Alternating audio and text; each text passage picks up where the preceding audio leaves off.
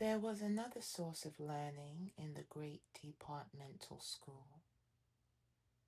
Whenever you see 3 or 4 shop girls gather in a bunch and jingle their wire bracelets as an accompaniment to apparently frivolous conversation, do not think that they are there for the purpose of criticizing the way Ethel does her back hair.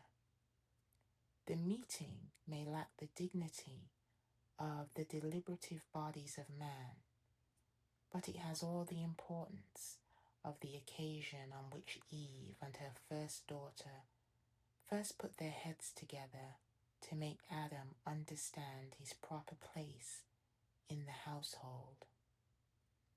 It is woman's conference for common defense and exchange of strategical theories of attack and repulse upon against the world, which is a stage, and man, its audience who persists in throwing bouquets thereupon. Woman, the most helpless of the young of any animal, with the fawn's grace, but without its fleetness, with the bird's beauty, but without its power of flight, with the honeybee's burden of sweetness, but without its... Oh, let's drop that simile. Some of us may have been stung.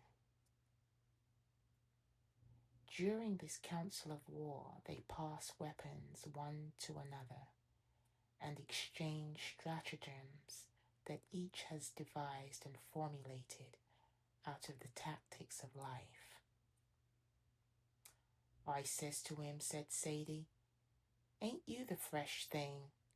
Who do you suppose I am to be addressing such a remark to me?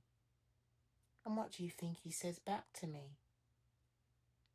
The heads, brown, black, flaxen, red, and yellow, bob together. The answer is given, and the parry to thrust is decided upon, to be used by each thereafter in passages at arms with the common enemy, man. Thus Nancy learned the art of defense, and to women, successful defense means victory. The curriculum of a department store is a wide one. Perhaps no other college could have fitted her as well for life's ambition, the drawing of a matrimonial prize. Her station in the store was a favored one.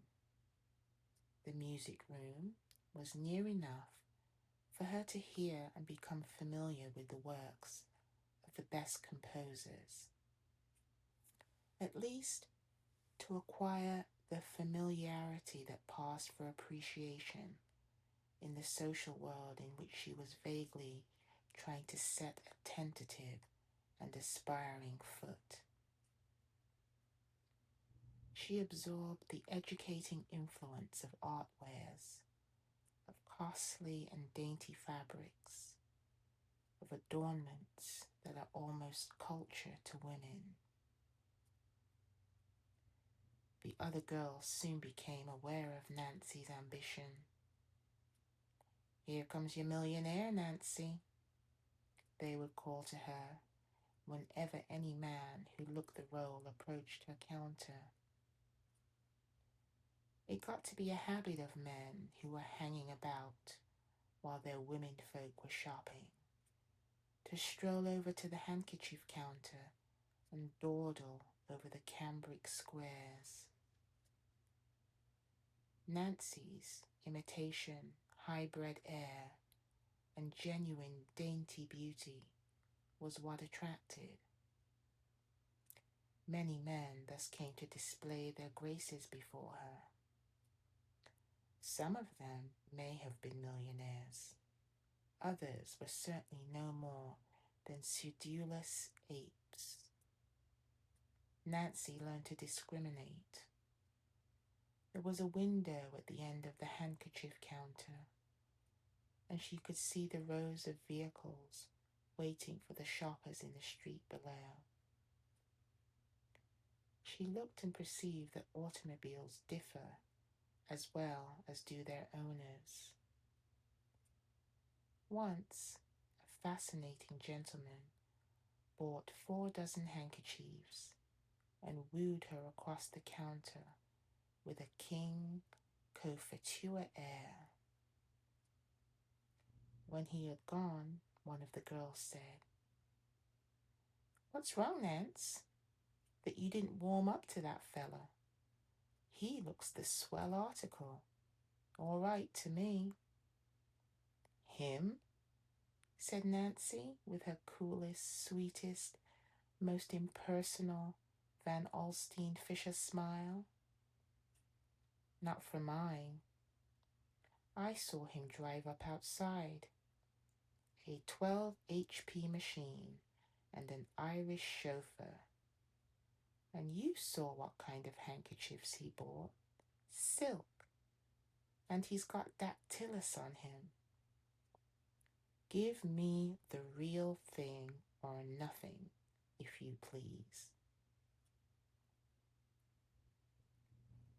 2 of the most refined women in the store, a forelady and a cashier, had a few swell gentleman friends with whom they now and then dined. Once they included Nancy in an invitation.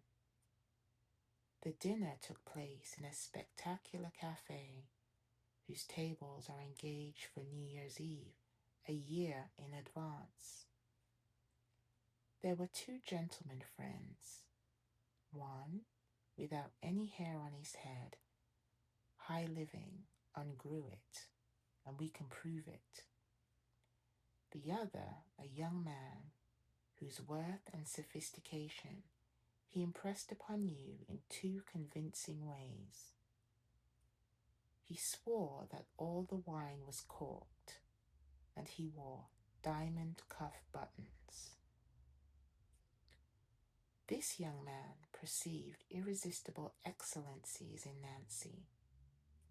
His taste ran to shop girls, and here was one that added the voice and manners of his high social world to the franker charms of her own caste.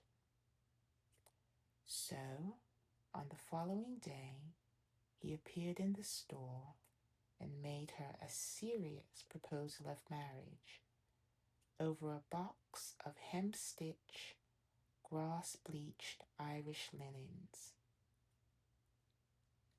Nancy declined. A brown pompadour 10 feet away had been using her eyes and ears. When the rejected suitor had gone, she heaped carboys of upbraidings and horror upon Nancy's head. "What a terrible little fool you are.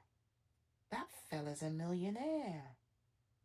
He's a nephew of old Van Skittles himself. And he was talking on the level, too. Have you gone crazy, Nance?" "Have I?" said Nancy. "I didn't take him, did I? He isn't a millionaire so hard that you could notice it anyhow. His family only allows him 20,000 a year to spend. The bald-headed fellow was guying him about it the other night at supper." The brown pompadour came nearer and narrowed her eyes. "Say, what do you want?" she inquired, in a voice hoarse for lack of chewing gum. "Ain't that enough for you? Do you want to be a Mormon and marry a Rockefeller and Gladstone Dowie and the King of Spain and the whole bunch? Ain't 20,000 a year good enough for you?" Nancy flushed a little under the level gaze of the black, shallow eyes. It wasn't altogether the money, Carrie, she explained. His friend caught him in a rank lie the other night at dinner. It was about some girl he said he hadn't been to the theater with. Well, I can't stand a liar. Put everything together. I don't like him, and that settles it. When I sell out, it's not going to be on any bargain day. I've got to have something that sits up in a chair like a man. Yes, I'm looking out for a catch, but it's got to be able to do something more than make a noise like a toy bank.